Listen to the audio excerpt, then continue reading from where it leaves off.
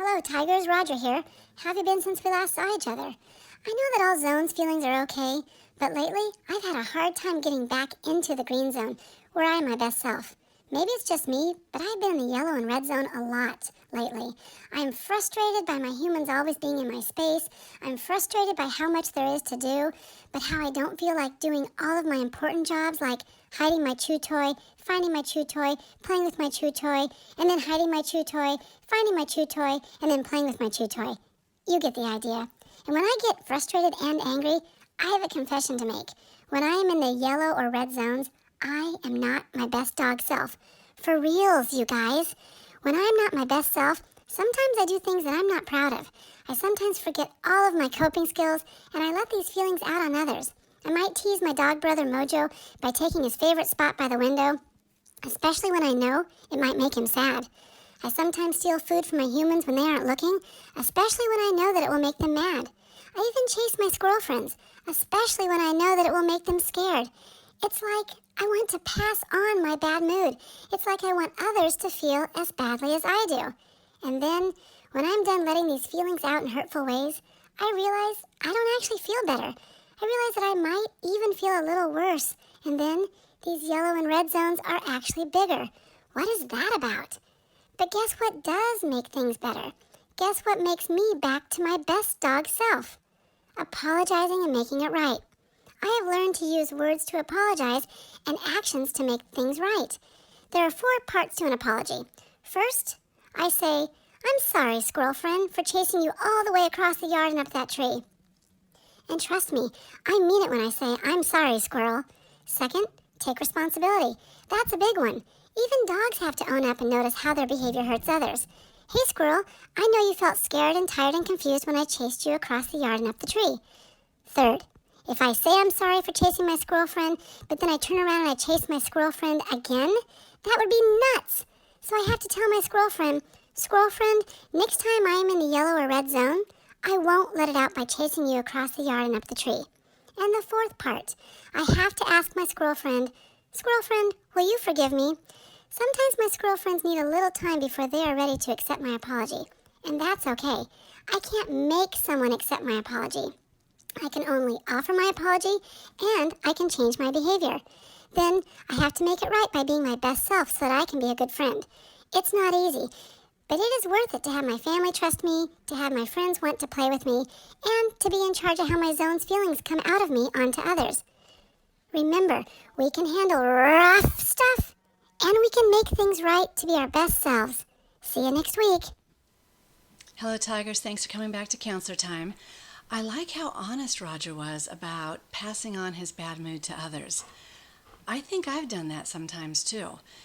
But I also liked how Roger used all 4 parts of his apology to make things right, which really made him his best self. And that made me think of a new book that I have. It's called No, No, Gnome, and I thought you might like it. Let's read it together. No, No, Gnome. Written and illustrated by Ashlyn Anstey.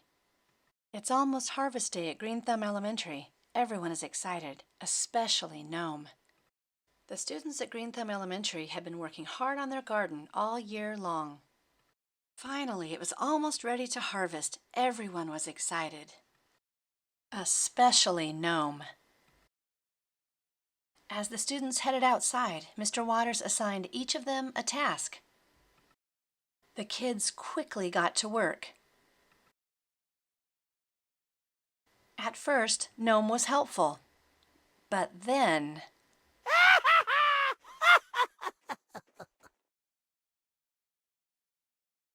No, no, Gnome! Mr. Waters suggested Gnome try something else. But pretty soon... No, no, Gnome! Mr. Waters gave Gnome one last chance. All Gnome had to do was stand still and hold the basket for the garden clippings. But Gnome didn't even last 1 minute. Mr. Waters sent Gnome back to the classroom. When the other kids returned, no one said hello. At recess, no one would play with him, and at the end of the day, no one said goodbye. Gnome was blue. How could he show his friends that he was sorry?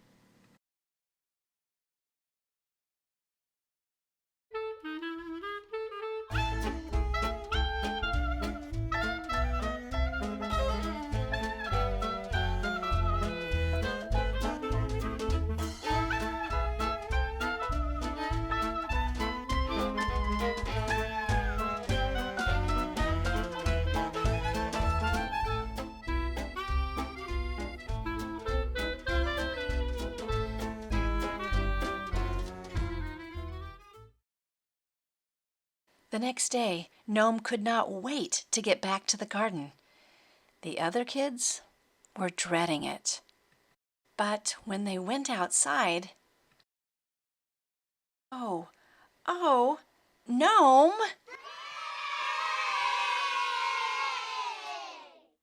The students got to work picking their harvest bounty. Gnome was helpful. Most of the time.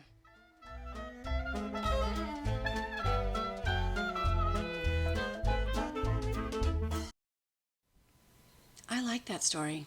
Apologizing is so important to making things right. But changing our behavior, showing that we're sorry by doing something, by making it right, that's the real way to show an apology. I think Gnome did that. I think that Gnome changed his behavior. He fixed the garden. He might have even made the garden better than it was in the beginning, just so that his student friends would trust him again. At Troutdale, we've practiced our 4-part apology a lot. We have learned it together. We've practiced it together. But there's also something that I think Roger learned a little bit about with his squirrels, with his squirrel friends. I think that sometimes when we apologize, someone might not be ready for that apology. I heard Roger say that his squirrel friends were not ready yet when he apologized. And when we come back to school together, we are really going to learn about responses to an apology. And there are actually 4 responses to an apology. One is, it's all good. Let's move on. Thanks for apologizing. I'm ready to move on. That's one. Another one is, thanks for your apology. I did feel sad, mad, confused, and I'm ready to accept your apology. Another response is, I need some time because I still feel mad or sad, confused. Can we talk again later?